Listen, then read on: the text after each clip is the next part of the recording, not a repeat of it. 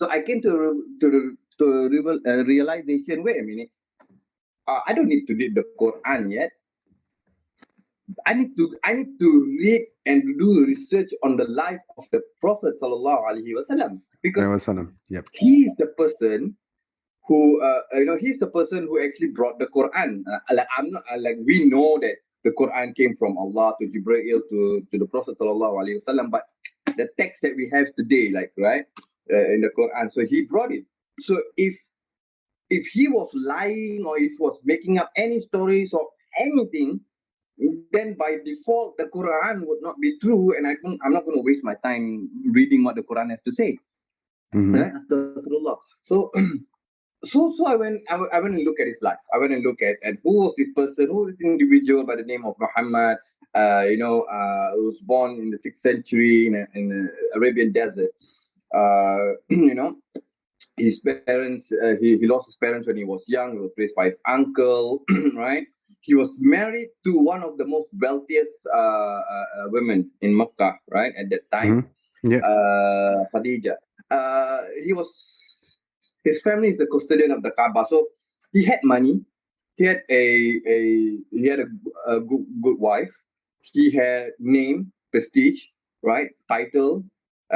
People he used to be, if people had like any kind of problems, they'll go to this man, Muhammad sallallahu alaihi wasallam, and he would solve their problems.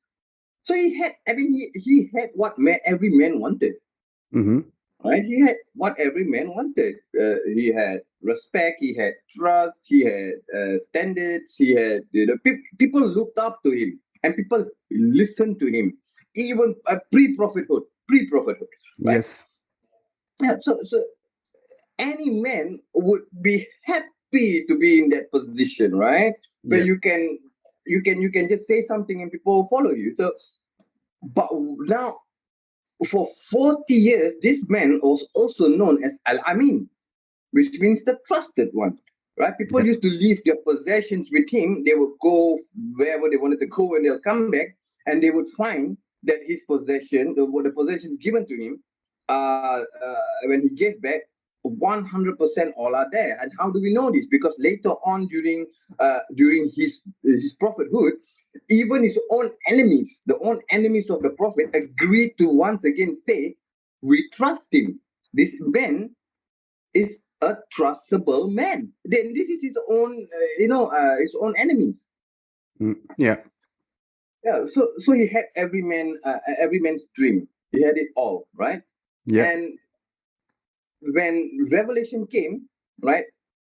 When God said that, okay, now you're going to be the prophet, he had to leave all this. I mean, look, he was ridiculed, right? Obviously, they pushed him, the enemies, to a bank of period where they said that nobody could sell them any food or any groceries. It was exile. They had to leave because they were going to be murdered. So they had to leave Makkah, and they went to Yathrib, which would be modern day Makkah. Modern day Medina, Yep. right? So he lost everything. He lost everything for what? It did not give him any more political rights, or he did not become a better person. He did not become a better person in worldly states. Like for example, he did not become a prime minister or anything.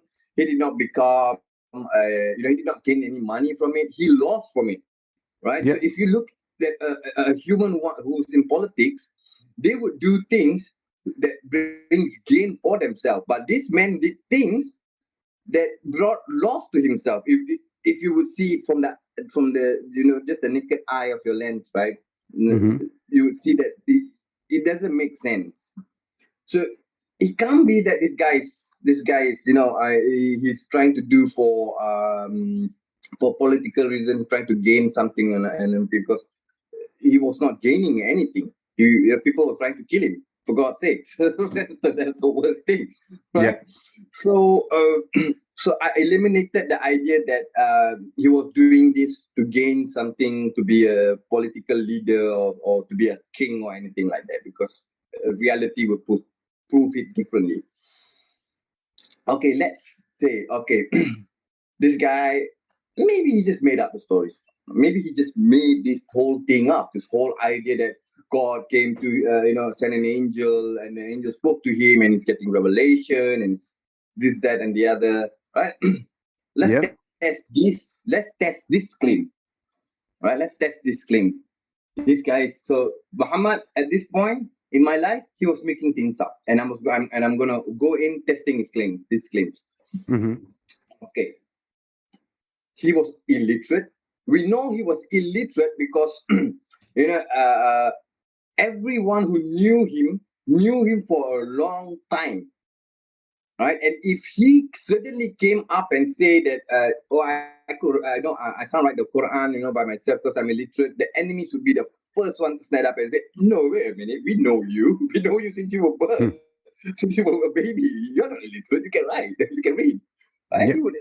That's what would have happened. But no, once again, even the enemies did not say anything. They did not say go against this claim that he was illiterate. He couldn't read and write, so he couldn't have authored the Quran, read or write the Quran by himself.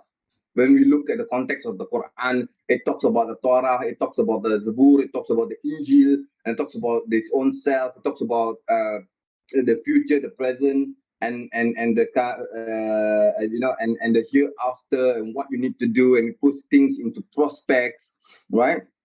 And I look into the lifetime between the time of the Prophet ﷺ until now. You've got so many people following or coming into Islam who are highly intellectual people. These are not just people, normal people. These are scientists. These are biologists. These are people who studied the universe, right? Like, for example, Avicenna or Ibn Sina, right? Avicenna is the westernized name of him, right? Until today, the creed or the idea of medicine still comes from his teachings. And guess what? Where does his teachings come from? From the Quran, right? So can an illiterate man who doesn't know how to read and write, who has never left Arabia, probably in this point maybe once, right? And has been just in a small community most of his life, know all this?